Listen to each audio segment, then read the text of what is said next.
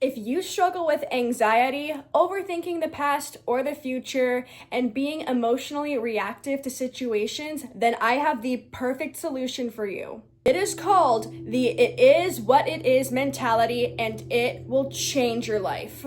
It will restructure your mindset so you can relinquish constantly dwelling on the past and pondering fear of the future. Come to terms with whatever is happening in your life, no matter what the situation may be, and go from emotionally reacting to situations to calmly responding to them. In this video, I will walk you through how to achieve just that and develop the sturdy, unbreakable mindset of a rock.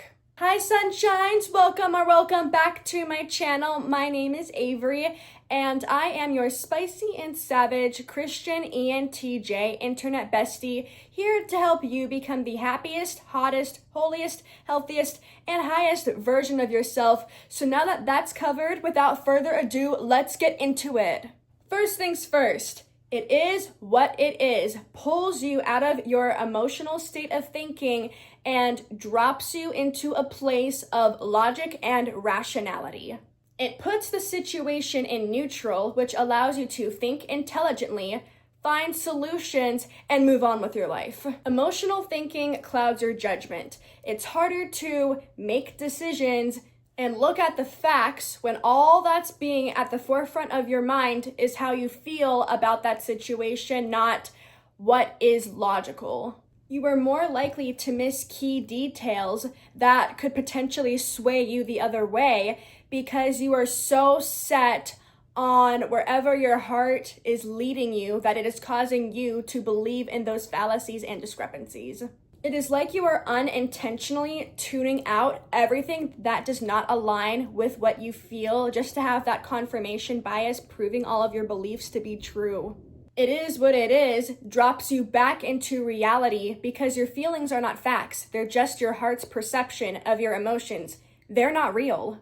Your intellectual brain and your emotional brain cannot be working simultaneously. One is going to be pulling you more in the direction of how you are making your decisions. Because feelings are arbitrary, it is only how your body wants to express anything that is bottled up within you, and not everybody else is viewing life through the same lens.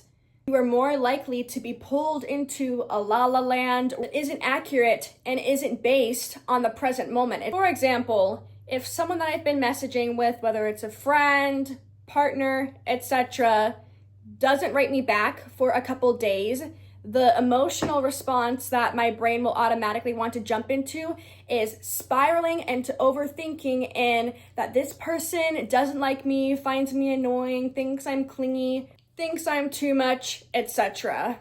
And because I'm thinking from a place of emotion, I'm not going to be able to accurately assess the facts that are possibilities and are in front of me, like the fact that the person is likely busy and either read the message and forgot to respond or hasn't been able to get back to me because they have other priorities besides texting.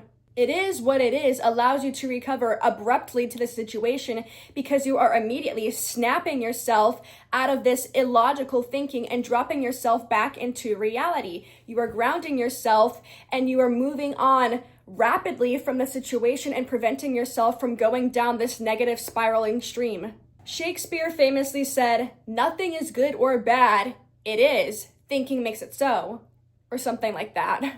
I heard that this quote is famously found as a line in Hamlet, and it is also infamous in Stoic philosophy, and it is something that Ryan Holiday often talks about. So to break it down for you, the meaning you attribute to whatever it is that you're thinking about, that is what you associate with it. It's kind of like a connotation because it is solely your perception. In English, when you learned about connotation and denotation, denotation is its literal dictionary definition of what that thing is. It is that thing in its neutral, factual, pure, unmovable state. But connotation is the feeling that is associated with that thing. It's synonym and it's perception based on what people think and feel about it. So for example, for me, cloudy days are bad because I'm more likely to be in a blah or cranky mood or feel unmotivated to do anything, which basically is what blah is. On the other hand, even there are people in my family who love cloudy, rainy, and gloomy days, and I don't know where they're seeing that from, but it's because of our perception of what good or bad is. You have the power to decide whether or not something is good or bad, even situations that many other people would deem as unlikely or unsuitable. Or not unlikely, unlikable or unsuitable. No matter how bad a situation may seem, deciding to look for the silver lining and choose to see the good out of it gives you all of your power back, because you are not allowing whatever God, life, the devil, whatever you think it's putting that thing into your life is throwing at you. You're not allowing it to dictate your happiness. You're choosing to see that you are divinely guided and that everything is working out for you in your favor and best interest at all times, knowing that this thing had to come into your life to help you to grow, become a better person, and lead you on the path so you can become the person you were always created to be. And the law of polarity states that the smaller the problem, the easier the solution, but the greater the problem, the greater the opportunity. So what that means is I like to think about it in terms of integers, like -4 and +4. One is negative and one is positive, but they have the same distance between them. It's equal. I also like to think of Newton's laws of motion, number 2 and 3. Number 1 really isn't applicable, but force and acceleration, where force equals mass times acceleration. The heavier or the harder something is, the more strength that is required to be able to move that thing. And for every action, there is an equal but opposite reaction. It's the same strength, but with a different distance. It's like that dynamic equilibrium between the forces of push and pull. So to think of this concept in simpler terms, think of it as the amount of energy required to do something.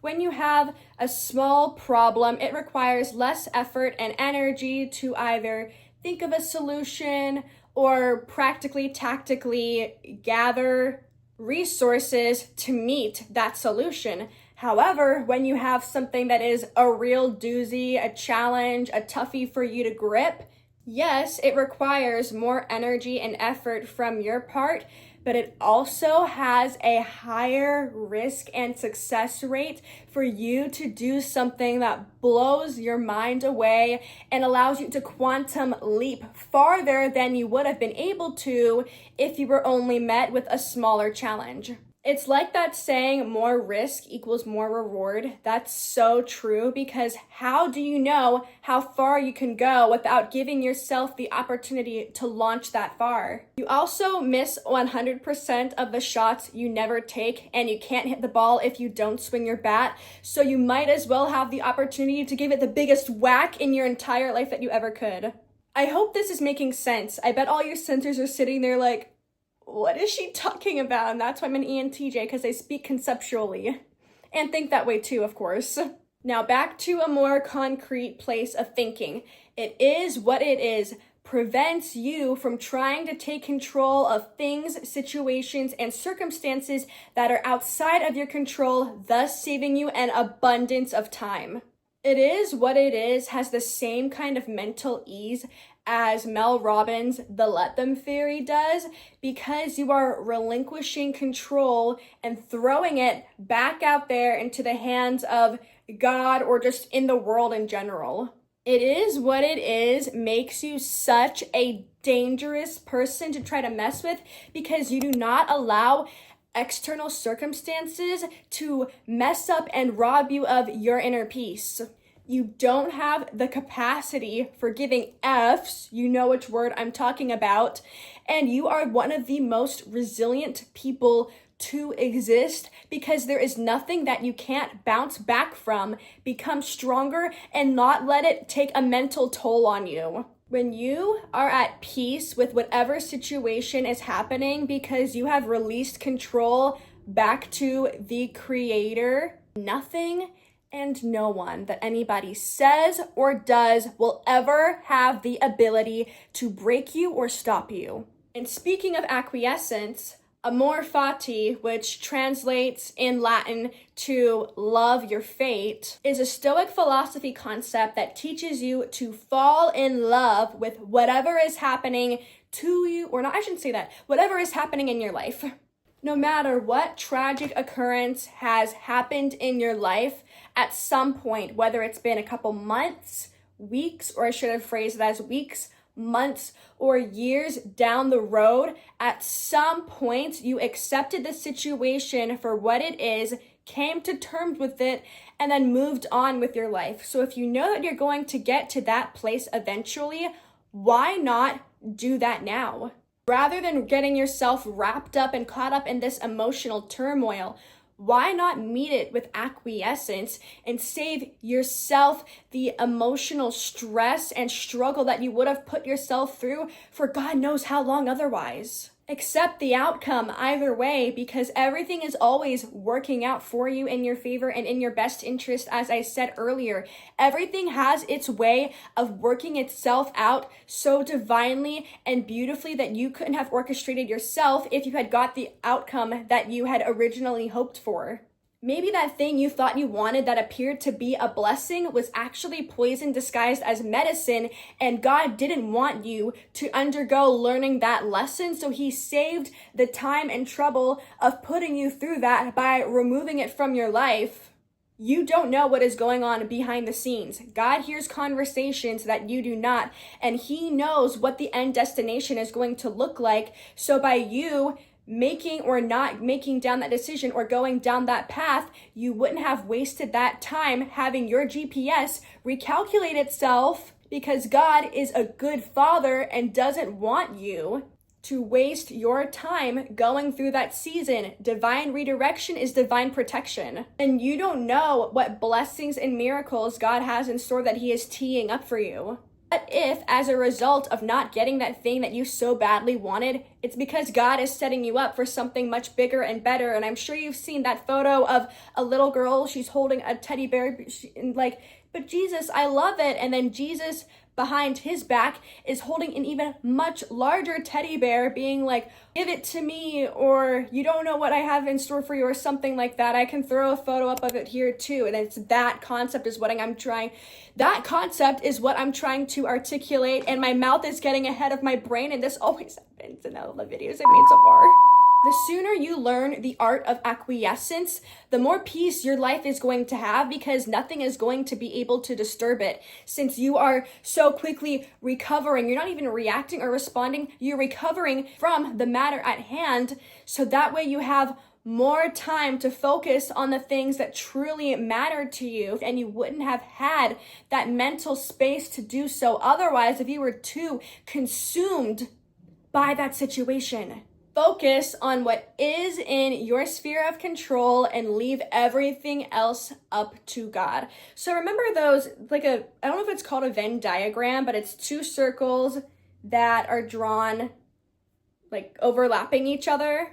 Think of it like that, where on one side you have a list of things only you can control and things only God can control, and the section in the middle are where you two could be working together to meet that shared accomplishment or that shared goal. So I would highly recommend making a list of things you can control and things that are outside of your control. And after making that list, everything that is on the can't control list, release it to God, because it is only a waste of your precious time and energy stressing about things that you can't even control, because you don't have the power to dictate it anyway. So what's the use? It's a waste. I used to study the teachings of Esther and Abraham Hicks when I was in 7th grade, and something that I never forgot is that Esther, she would make a to-do list and split that to-do list into two sections: things that she could do and had the ability, time, resources, etc. to do, in air quotes, on her own. And then the other section of that to-do list were things that she wanted spirit to take off of her shoulders and have it handled for her. And she said every time she took something off of her to-do list and put it on spirit's, that thing was handled for her without her even having to lift a finger. And I really like that idea because even though it's not coming from a Christian spiritual standpoint, the essence of it and the root of it is still true. Releasing control is rooted in trust, knowing that God has your back and will take care of things that you aren't able to manage. And I think of the verses, cast all of your anxieties upon me, for I care for you. And I don't remember what the first fragment of the verse is, but it's for my yoke. Oh, I think it's the one about like, come all you who are weary and are in need of rest, for my yoke is easy and my burden is light, or something to that extent. And both of these have the same meaning, to give everything that is on your shoulders and put it on God, because he's carrying the weight of the world. And that way you are able to focus more on achieving in your human abilities, because God is the God of the impossible, the God of the supernatural, and the God of the miraculous, and you trying to play God is only going to end in disaster on your behalf. I already kind of talked about this earlier, so I'm going to just briefly brush up on it, but nothing has power over you once you decide to live your life from the mental standpoint of it is what it is. No external force can get to you because you have built this mindset of mental toughness that no matter what tries to rock your boat and drag you under, nothing can shake it. It is what it is about release and relaxation. Release from all of this overthinking, pondering, dwelling in the situation, and the imaginable aspects of it, like fear of the future or worry and regret from that past. You have that release. And then the relaxation that comes is the result of the release. You get to experience that much more quickly because of, again, that acquiescence and acceptance that you have already come to terms with the situation. You get to decide whether something is going to ruin your day, and nothing can ruin your day if you don't let it. You may not be in control of how other people act, but you are in control of how you think, feel, and react or respond in that matter. The way that I like to think of it as is that you are like a buoy. No matter how many times someone tries to submerge you onto water, push you under, not like stab at you, but like stab at you, you always will float and resurface because you're that resilient and that buoyant. You don't have to snap back at someone who makes a passive aggressive, mean, or disrespectful comment to you. You don't have to feel anger and disappointment when someone blows you off or lets you down. You don't have to gossip about the people who are gossiping about you, because all of these responses, they're like coded into us as the ways to act, or act back. So we don't have the option to take our peace and our power back by not succumbing into those low vibrational places and dropping ourselves down to their level, because you don't have to show a monster that they're a monster by acting like a monster yourself. And this is one of my favorite quotes, and it's something that I have to not remind myself on the daily anymore, just because I am that unbothered, unbreakable, and unshakable, but still one of my favorite quotes. Don't let idiots ruin your day, and don't be that idiot. Don't be the idiot that ruins your own day. Focus on the best possible outcome. This is something I remember from my junior year. My teacher had a student teacher who was kind of like an aide, helping her guide the class and eventually start leading it so she can work towards getting her teacher's degree. And we were in this, not era, but unit. We were in this unit of presentations and public speaking, and something she would tell us to do was to focus on the worst possible outcome so we could prepare and prevent ourselves from going there, or to know how to pick ourselves up from that situation, but then one day I had asked her, why not? Let's focus on what is the best possible outcome so we have something to work towards and to look forward to, because in that sense, by working backwards of what is the best possible outcome, we know how to take accountability to achieve it. It's human nature to succumb to the negative. Negative thinking is what is wired in our brains, and I talked about that in my video. If your thoughts are garbage, then take out the trash, and I'll have it linked up here. Your brain is wired to think negatively first. When you see a situation, you are going to be more likely to spot out what's wrong with it than to point out what's correct or what's good. Also, fear is one of the most potent vibrations or emotions because you will attract whatever you are fearful of into your life. Whether you are thinking about something you want to happen or don't want to happen, you are still calling in that energy and that power towards you by meditating or dwelling on it, which as a result, it's going to be pulled into your 3D reality. Fear is such a powerful tool and manifester, and if you know how to use it correctly to motivate you or to push yourself outside of your comfort zone, you're golden. But for most people, fear is what's gripping their minds and preventing them from taking inspired action to create a life that they actually love.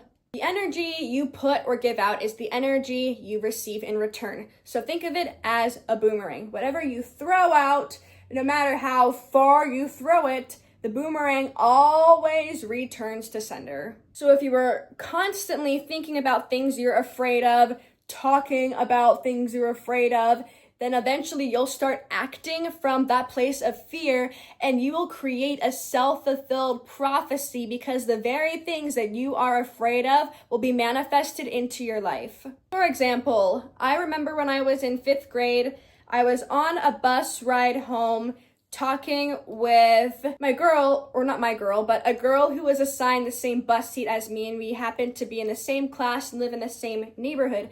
I was telling her about how much I didn't want to ever vomit or how freaked out I was about it in general. It's called ometophobia.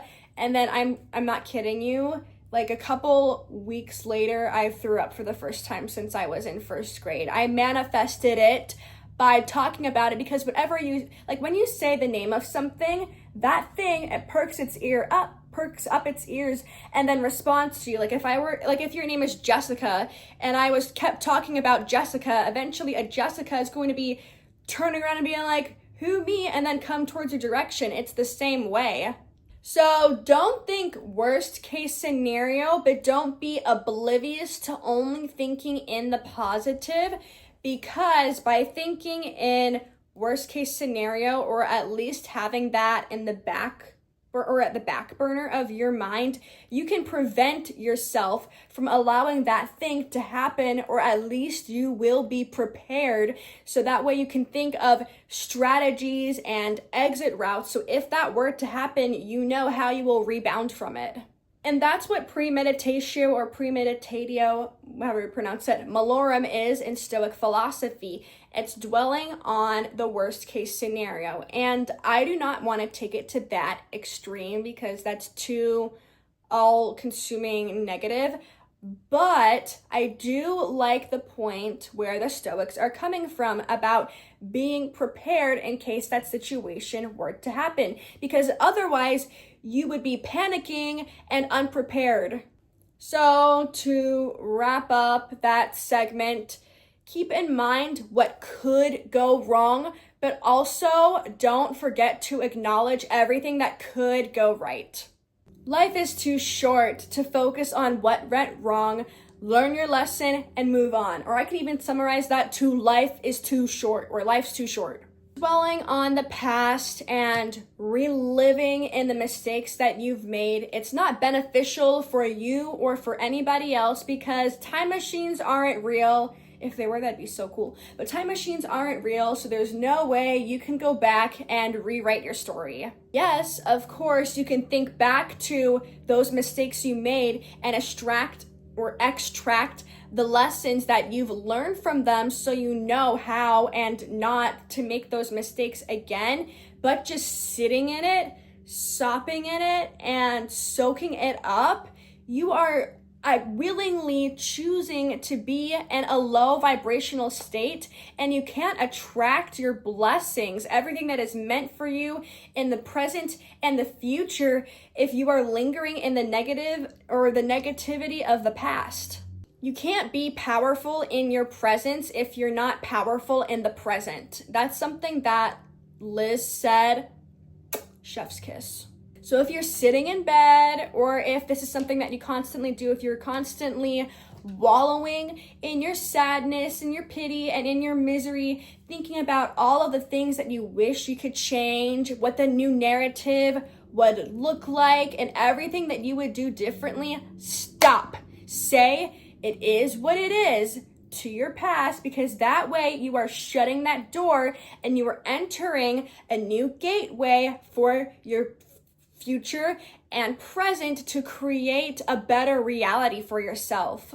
Nothing changes if nothing changes, and you can't create a new reality by wallowing in the one that you previously had. That is it for today's video. I hope you learned something new and received the reminder that you are in charge of your reality, and no matter what happens to you, no matter what someone does or what someone says, you have the power to not let it affect you. Stand your ground and receive or take all of your peace back. I linked all my socials in the description if you are interested in becoming closer friends. And with that said, I love you. Jesus loves you more. And I will see you all in the next video. Bye-bye.